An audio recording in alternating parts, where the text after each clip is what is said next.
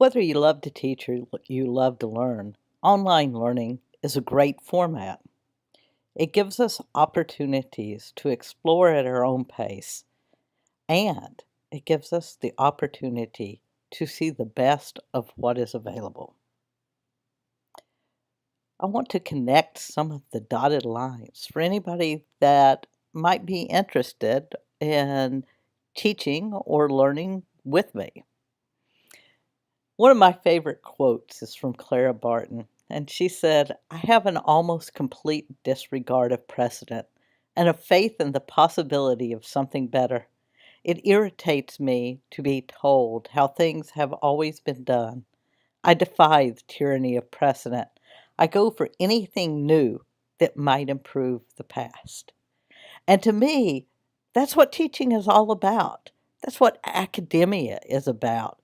We have the opportunity to absolutely defy precedent, and we have the opportunity to change the future and encourage students to change the future. I believe that stronger learning requires stronger community. Learning is stronger when students invest more energy and effort in the learning process and are challenged in a variety of ways that build a learning community cumulatively through a degree program. Without that sense of community, online students report that they experience isolation and discussion board fatigue. Now, it's not just the students that experience discussion board fatigue. Faculty experience discussion board fatigue also. We have to ask ourselves, how are engaging assignments interwoven through a series of courses? How do they help students connect with each other or with the material and with the faculty members in meaningful ways? What are some tools to engage? For example, what about Google Apps or VoiceThread, or even using social media to engage students? We all know that many adults, probably the majority now, are engaged with social media in some way. Obviously, we think it helps us connect with other people. We think it helps us share ideas, and it forms communities that wouldn't otherwise be formed. It helps us reach across states and even countries. So if it works so well in our own lives, why would we not think it would work well in education?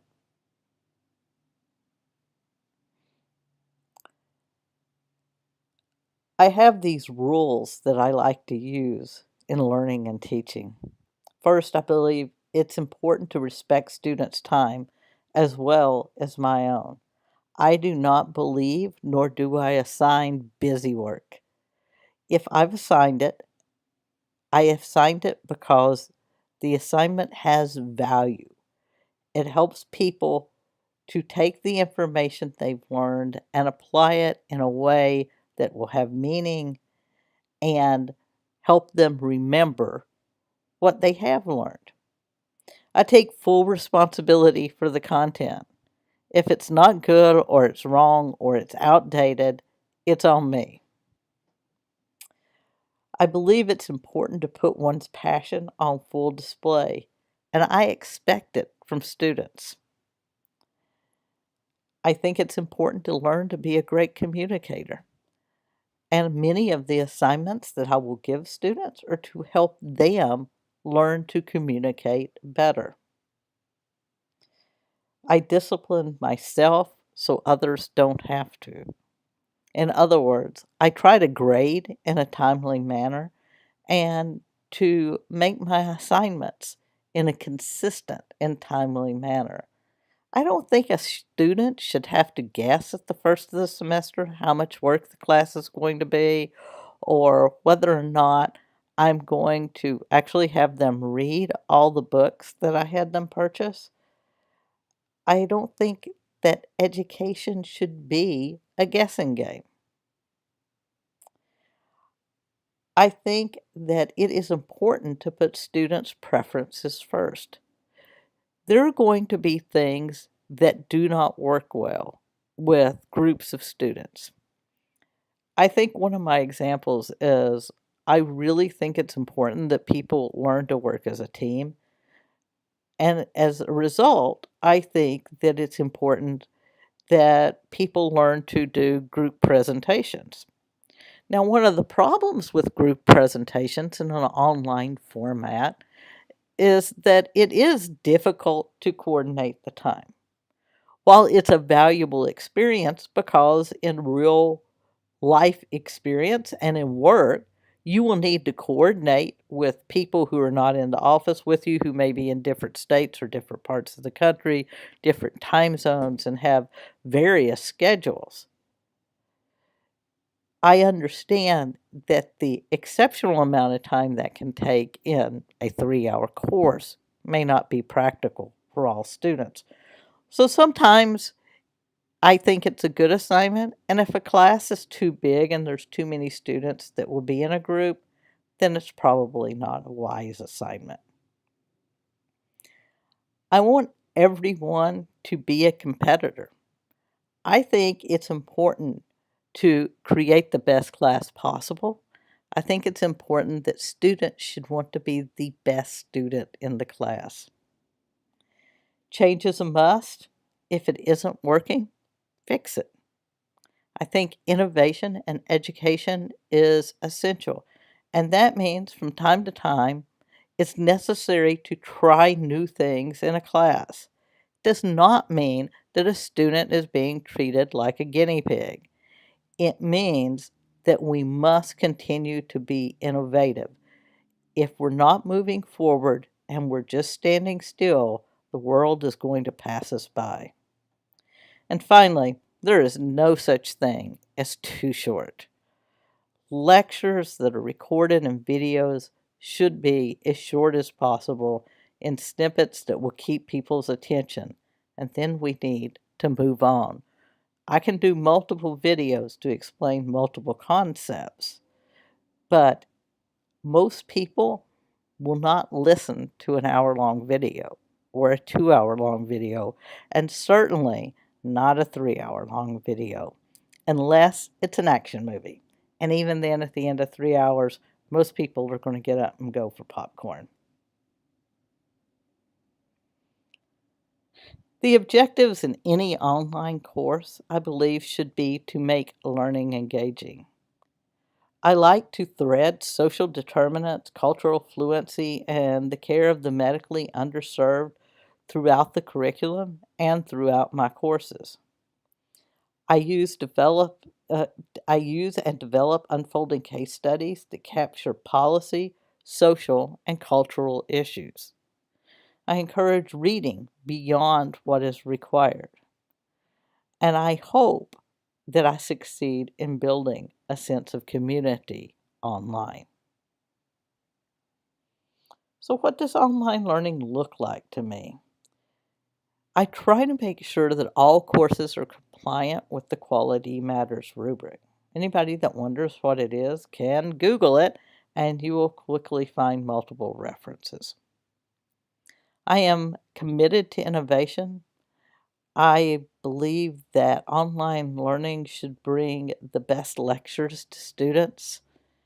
One of the beauties of an online class and the easy access we now have to resources and internet and the lectures that are available is that anybody in the smallest college in the country can now hear lectures from the foremost experts in their field just by looking up lectures on YouTube.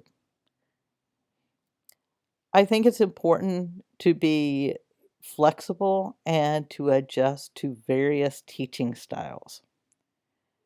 So, just as when you go into a face to face class, a different faculty teach in different ways, I think it's important that different faculty online teach in different ways.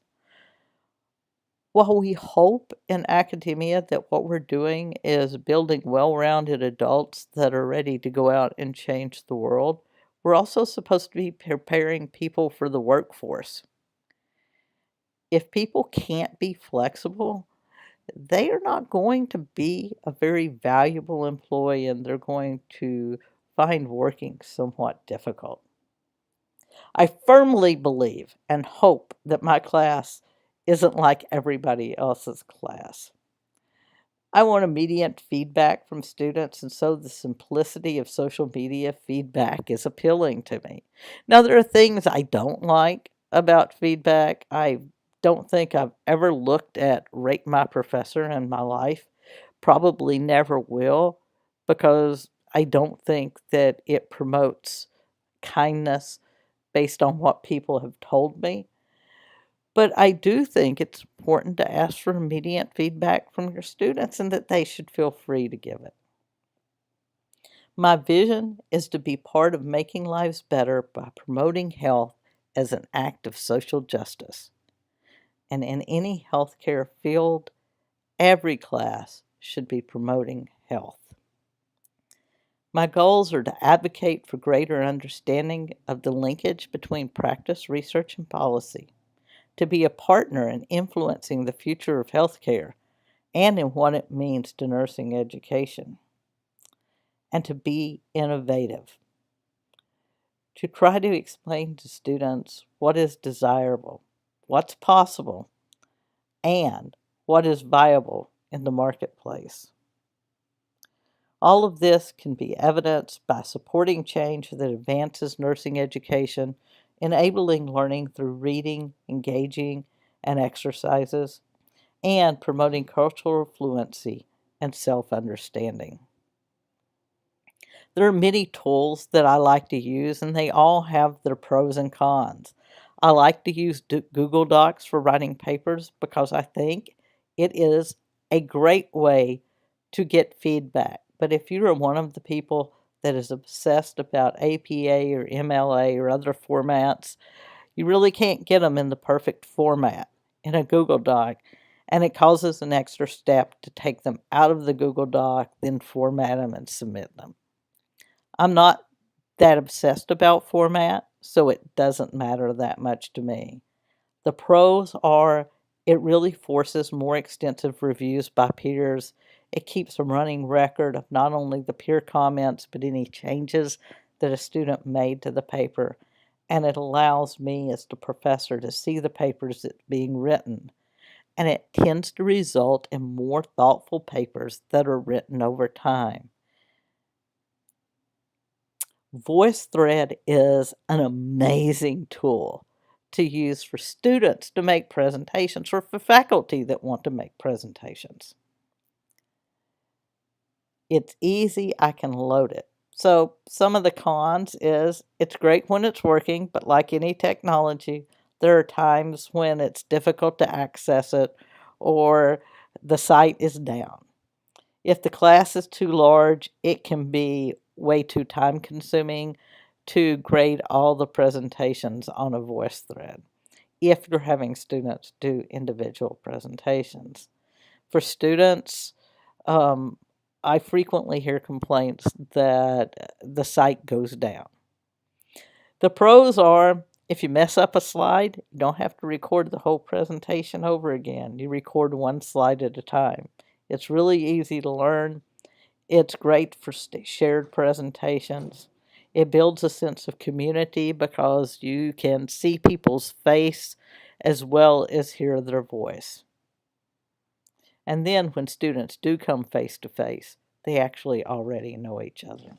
And again, the other thing is social media.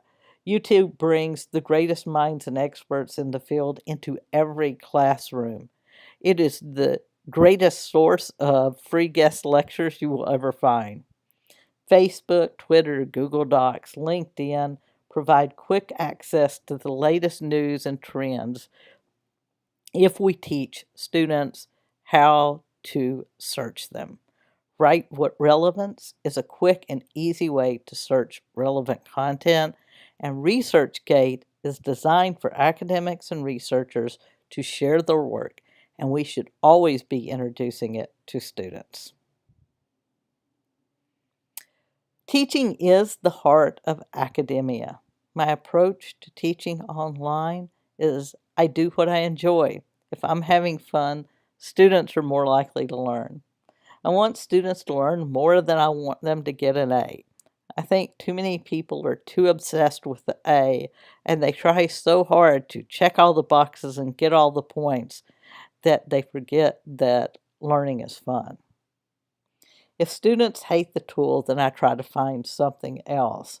I don't want anyone to hate the teaching so much that they forget the content. But I do recognize that it's going to be impossible for me to please everyone. My approach to building community and online education is a triad of being founded in science, being innovative, and being patient and flexible. It's important to be strong on science, willing to innovate, patient and flexible with online skills because everybody's at a different point, and engaging students to make learning fun. Finally, I want to know what my students expect from me, and I want them to feel free to find their voice and tell me what they expect, because I'm going to certainly tell them what I expect. And I expect them to read, to be prepared, and to find their passion in every single class they take.